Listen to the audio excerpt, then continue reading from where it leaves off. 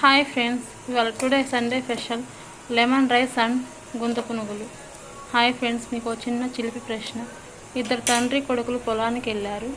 ఇద్దరు అత్తాకోడలు భోజనం తీసుకొని పొలానికి వెళ్ళారు.